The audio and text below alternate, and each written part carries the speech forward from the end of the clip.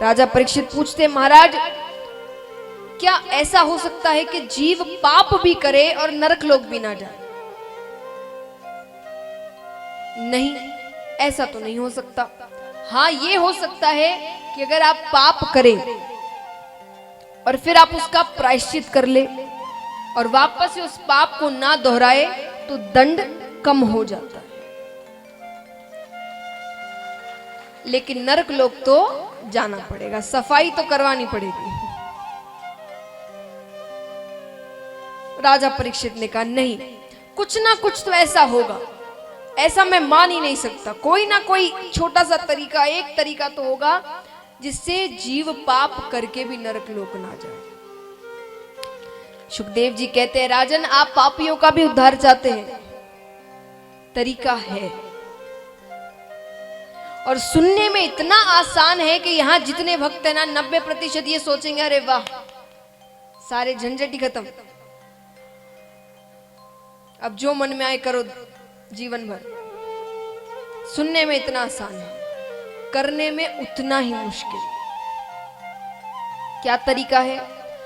अंत समय में कोई अगर अपने मुख से भगवान का नाम ले ले तो वो नरकलोक नहीं जाता। कितना आसान है ना सुनने में। अंत समय में भगवान का नाम ले लेंगे, पर जन्म जन्म मुनि जतन कराही, अंत राम कही आवत नाही। क्यों नहीं नाम आता? क्योंकि सबसे पहली चीज, उस समय इतनी भयंकर पीड़ा होती है, उस पीड़ा का हम अंदाजा भी नहीं लगा सकते, ऐसी पीड़ा होती है हमें। उस समय कोई बात दिमाग में आए ये हो ही नहीं सकता, और अगर आ भी जाए तो वो भगवान आए कभी नहीं। उस समय याद आता है पत्नी को भी देख लूं, बच्चे को भी देख लूं, पोते को भी देख लूं, पोती को भी देख लूं, सबसे मिल लूं, भगवान दूर दूर तक किसी के ख्याल में नहीं आते। तो महाराज अंत समय में जो भगवान का नाम मुख से ले ले वो नरकलोक नहीं जाता। अब राजा परीक्षित कहते, क्या कभी ऐसा हुआ है? खाली कहने से कैसे मान ले, किसी के साथ किसी पर बीती हो ये चीज तो हम विश्वास भी करें। बोले हुआ है। कान्य कुब्ज नगरी में एक ब्राह्मण रहा करते थे। उस ब्राह्मण की एक संतान थी जिसका नाम था अजामिल। क्या नाम था? अजामिल। छोटा सा बालक, ब्राह्मण भी ठाकुर जी के भक्त थे, पूजा पाठ करते, वो बालक भी बड़ा अच्छा। एक दिन खेलते खेलते वो बालक जंगल की ओर चला गया। जंगल में उसने एक शूद्र दंपत्ति को गलत कार्य करते हुए देख लिया। छोटा सा बालक, बाल हृदय, कोमल हृदय, बुराई मन में प्रवेश कर गई। अब जब मन में एक अवगुण आ जाए ना, वो अपने बाकी भाई बंधुओं को बुला ही लेता है। आपने एक अवगुण भी अगर आप में आ गया, कोई भी एक अवगुण, वो बाकी सारे अवगुणों को न्योता दे देता है। एक चुंबक की तरह है। कई जन कहते ना कोई एक अवगुण होता है तो बस बोले ये आदत नहीं छूटती, बाकी तो हम कुछ नहीं करते। बाकी भी करोगे, 2 महीने बाद करोगे, 3 महीने बाद करोगे, 1 वर्ष बाद करोगे, पर करोगे, क्योंकि वो दूसरे अवगुणों को अपनी ओर खींचता ही है। तो एक अवगुण मन में आया, फिर धीरे धीरे वो चोरी भी करने लगा, वो मदिरापान भी करने लगा, वो गलत स्त्रियों के साथ संग भी रखने लगा। बड़ा होता गया तो वो चोरी डकैतियां होती गई। ब्राह्मण तो यहां भगवान के धाम चले गए। अब वो सारे काम, उसने आलीशान घर बनवाया अपना, सारी महिलाओं को वो घर पर लेकर आ गया, सारे गलत कार्य वो घर पर करता। एक दिन रात्रि के समय एक ऋषि 100 वर्षों की तपस्या कर कर अपनी तपस्या से उठकर वे उसी नगरी में आते हैं। आकर सबसे पूछते, भाई यहां पर कोई ब्राह्मण का घर है क्या? लोगों ने कहा घर तो है पर वो ब्राह्मण कहलाने लायक नहीं है। बोले मुझे क्या करना है, मुझे बस रात बितानी है, लेकिन किसी ब्राह्मण के घर पर। ठीक है, घर बता देते हैं। अजामिल के पास वे जाते हैं। कौंडल ऋषि थे, उन्होंने कहा मुझे रात्रि में रहने के लिए बस स्थान चाहिए, फिर सुबह चला जाऊंगा। इतना बड़ा घर है, इतने कमरे हैं, उसने एक कमरा दे दिया। एक ही रात है, एक कमरे में वो ऋषि ठाकुर जी का नाम लेते हुए इस रात को बिता रहे हैं, और अजामिल उसे गलत कार्यों में बिता रहा है। अब रात्रि में बैठे बैठे ऋषि ने सब कुछ देख लिया। सिद्ध ऋषि है वो। सुबह उठते ही वो कहते हैं कि भाई तुमने मेरी बात मानी, मुझे रहने के लिए स्थान दिया, तुम क्या मांगना चाहते हो मांगो वरदान में। अजामिल ने कहा मुझे कुछ नहीं चाहिए, मेरे पास सब कुछ है, आप जाइए अब। ऋषि ने कहा कि कुछ तो मांगना चाहते हो। बोले कुछ नहीं मांगना चाहता। अच्छा मांगना नहीं चाहते, मेरी एक और बात मान सकते हो। कैसी बात? बोले तुम्हारी जो पत्नी है उसे अभी 10वां गर्भ है। बोले हाँ। बोले उससे जो बालक होगा ना, उसका नाम तुम नारायण रखना। क्या रखना? जोर से कहिए, नारायण रखना। अजामिल ने कहा ठीक है, नारायण रखूंगा। ऋषि चले जाते हैं। कुछ महीने बाद जब बालक होता है, उसका नाम जैसा उसने वचन दिया था, उसने बालक का नाम नारायण रखा। अब क्योंकि सबसे छोटा बालक है, उस पर मोह ज्यादा है, उस पर मोह ज्यादा है, तो अब दिन भर उसका ही नाम मुख में। नारायण इधर आना, नारायण भोजन करना, नारायण ये करना, नारायण वो करना, नारायण इधर जाना, नारायण मेरे साथ चलना, केवल मुख में नारायण नारायण नारायण नारायण। अंत समय आता है। अंत समय में यमराज के दूत आते हैं, आकर उसे ले जाने लगते हैं कि डर के मारे जोर से चिल्लाता है नारायण मुझे बचाओ, नारायण मुझे बचाओ, नारायण मुझे बचाओ।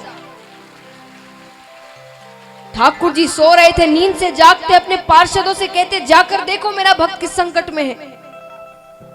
पार्षद जाते हैं, यम के दूत डर के मारे भाग जाते हैं। अब यहाँ यमराज ठाकुर जी के पास आते कि प्रभु आपके किसी भक्त का अंत समय होता है, मैं नहीं जाता, लेकिन ये महापापी अजामिल, इसके अंत समय में आपके दूत पार्षद क्यों आए? ठाकुर जी ने कहा पापी हो, महापापी हो, कैसा भी हो, तुम जानते हो अंत समय में जो मेरा नाम मुख से ले ले वो नरकलोक नहीं जाता। अरे यमराज कहते महाराज आप, वो आपका नाम नहीं ले रहा था, वो अपने पुत्र नारायण का नाम ले रहा था। प्रभु ने कहा पुत्र समझकर, पिता समझकर, मित्र समझकर, शत्रु समझकर, नाम तो मेरा ही ले रहा था।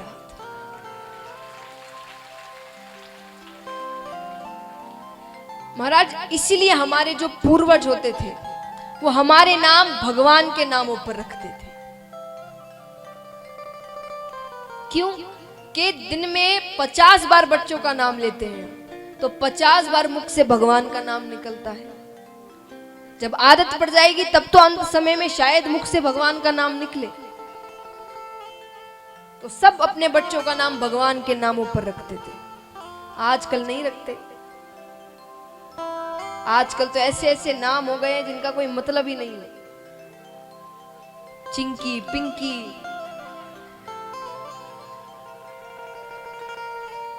क्या मतलब है नामों का?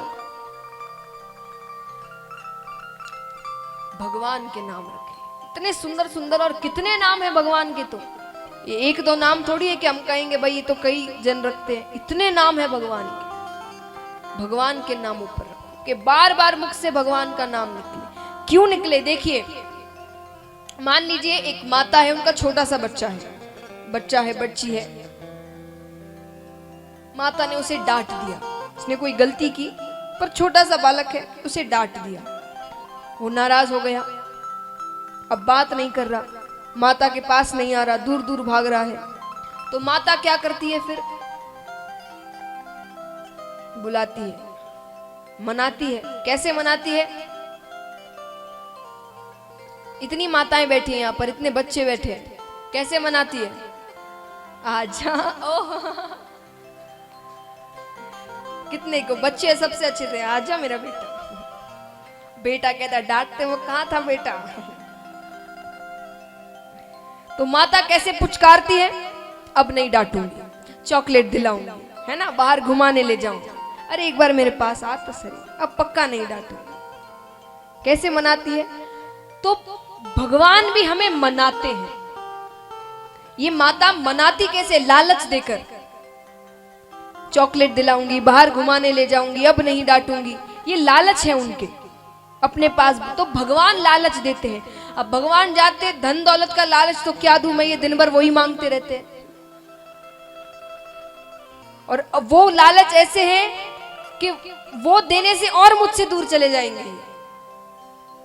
तो वो भगवान ऐसा नहीं धन दौलत देते नहीं, वो देते हैं, पर वो उनके लालच के तरीके नहीं है। भगवान क्या लालच देते हैं? कल्याण कर दूंगा, पाप काट दूंगा, मुक्ति मिल जाएगी। यही सब चीजों के पीछे तो आप यहां इतने भागवत सुनने आए हैं। क्यों आए हो आप? भागवत सुनने का पुण्य मिलता है।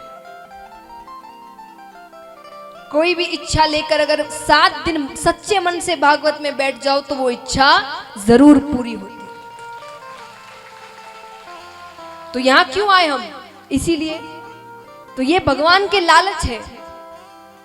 हम क्योंकि भगवान से दूर जा चुके हैं, उनसे नाराज हो गए हैं, तो वो हमें बुलाते रहते हैं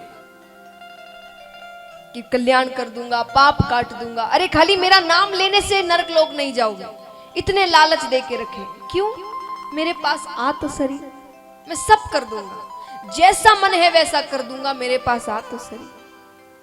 पर हम हैं उनसे दूर भागे जा रहे हैं। भगवान ने हमें नहीं छोड़ा, हमने भगवान को छोड़ दिया। हमें पकड़ने की जरूरत है।